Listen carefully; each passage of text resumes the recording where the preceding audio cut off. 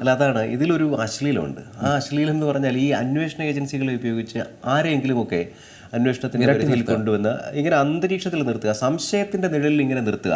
ആ അശ്ലീലം അത് അവരോട് ചെയ്യുന്നതല്ല എന്നാണ് ഞാൻ പറയുന്നത്, ജനങ്ങളോട് ചെയ്യുന്നതാണ്. ജനങ്ങൾക്ക് ഏതെങ്കിലും ഒരു വിഷയത്തിൽ ഒരാൾ കുറ്റക്കാരനാണോ അല്ലെങ്കിൽ നിരപരാധിയാണോ എന്ന് തീരുമാനിക്കാനുള്ള അവസരം കൊടുക്കാതെ സംശയത്തിൻ്റെ മുന്നിൽ നിർത്തി ജനങ്ങളെ ഇങ്ങനെ കൺഫ്യൂസ് ചെയ്യിപ്പിക്കുക, ആശയക്കുഴപ്പത്തിലാക്കുക. ചെയ്തിട്ടുണ്ടാവാം, ചെയ്തിട്ടില്ലായിരിക്കാം. ഞാൻ ചോദിക്കുന്ന ഇത്ര മോശമാണോ? ചില അറസ്റ്റ് നടക്കുന്നു, ചില സ്ഥലത്ത് റെയ്ഡ് നടക്കുന്നു. ഏതെങ്കിലും ഒരു വിഷയത്തിൽ ഒരു ആരോപണം ഉന്നയിക്കുമ്പോൾ കേസെടുക്കാനും മാത്രം തെളിവുണ്ടെങ്കിലല്ല നമുക്ക് FIR ഇട്ട് കേസെടുക്കാൻ പറ്റും. അത് നിൽക്കുമോ, അത് കോടതിയിൽ പോയാൽ അത് നിൽക്കുമോ? ഇത്തരം കാര്യങ്ങളൊക്കെ എന്തായാലും കേസെടുക്കുന്ന സമയത്ത് അന്വേഷണ ഉദ്യോഗസ്ഥർ പരിഗണിക്കുമല്ലോ, ഏതൊക്കെ നിയമത്തിൻ്റെ പരിധിയിലാണ് ഇത് വരുന്നത്. ഇതൊക്കെ അറിഞ്ഞുകൊണ്ടാണല്ലോ കേസെടുക്കുക. കേസെടുത്ത് അന്വേഷണം ആരംഭിക്കുക. എന്നിട്ട് ഇതിൽ യെസ് ഓർ നോ എന്നൊരു ആൻസർ സമയപരിധിക്കകത്ത് ഉണ്ടാക്കാൻ പറ്റാത്തത്ര വിധം മോശമാണോ നമ്മുടെ കേന്ദ്ര ഏജൻസികളുടെ അന്വേഷണ സംവിധാനം? ഇതാണ് എൻ്റെ സംശയം. ഇത് അത്ര മോശമാണെന്ന് അവർ തന്നെ പറയുകയാണോ? കാര്യം ഈ പറഞ്ഞ പ്രതികളുണ്ട്, ആരോപണമുണ്ട്, കുറ്റം നടന്നതായിട്ട് പറയുന്നുണ്ട്, ഈ അന്വേഷിക്കുന്നുണ്ട്, അന്വേഷണം എങ്ങും എത്തുന്നില്ല, കാലപരിധി നിശ്ചയിക്കുന്നു, അത് നടക്കുന്നില്ല. വളരെ മോശമാണ് നിങ്ങളുടെ കേന്ദ്ര സർക്കാരിൻ്റെ അന്വേഷണ ഏജൻസികളുടെ പ്രവർത്തനം എന്ന് നിങ്ങൾ തന്നെ സമ്മതിക്കുകയാണോ എന്ന് ചോദിക്കുകയാണ്.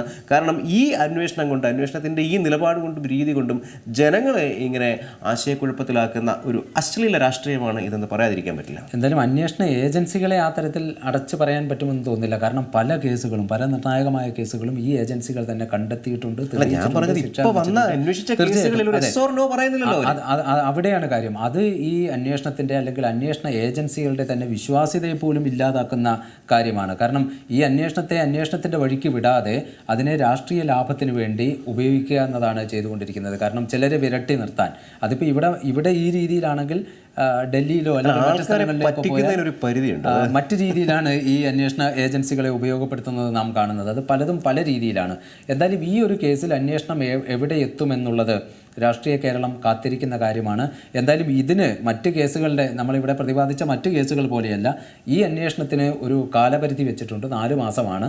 ഈ 4 മാസത്തിന് അകം റിപ്പോർട്ട് സമർപ്പിക്കേണ്ടതുണ്ട്. ടാക്സ് ഡിപ്പാർട്ട്മെന്റിന്റെ ഇന്ററിം സെറ്റിൽമെന്റ് ബോർഡ് ആണ് ഇത് കണ്ടുപിടിച്ചെന്ന് പറഞ്ഞു. ഇപ്പം സെറ്റിൽമെന്റ് എന്നൊരു വാക്ക് VD സതീശനും പറഞ്ഞു, തൃശ്ശൂർ സെറ്റിൽ ചെയ്യുന്ന കാര്യം.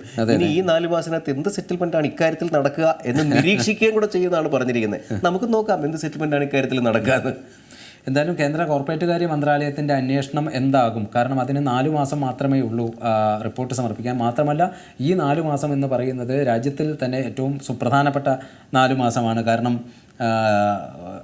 പാർലമെൻറ്റ് തെരഞ്ഞെടുപ്പിൻ്റെ കാലമാണ് വരാൻ പോകുന്നത്. ഒരുപക്ഷെ ആ ഘട്ടത്തിൽ തന്നെയായിരിക്കും ഈ അന്വേഷണത്തിൻ്റെ റിപ്പോർട്ടും വരിക. അതുകൊണ്ട് തന്നെ ഇതിനേറെ രാഷ്ട്രീയ പ്രാധാന്യമുണ്ട്. ഈ അന്വേഷണമായി നടക്കുമോ അതോ ഇത് തെരഞ്ഞെടുപ്പ് മുന്നിൽ കണ്ട് ഒരു വിരട്ടി നിർത്തലിൻ്റെ ഭാഗമായിട്ടുള്ള അന്വേഷണ പ്രഖ്യാപനമാണോ പ്രതിപക്ഷം ആരോപിക്കുന്നത് പോലെ എന്ന് എല്ലാം കണ്ടറിയേണ്ടതുണ്ട്. ഏറ്റവും പുതിയ വാർത്തകളും വിശേഷങ്ങളും വിരൽ തുമ്പിലറിയാൻ Zee മലയാളം ന്യൂസ് എല്ലാ ഡിജിറ്റൽ പ്ലാറ്റ്ഫോമുകളിലും ലഭ്യം.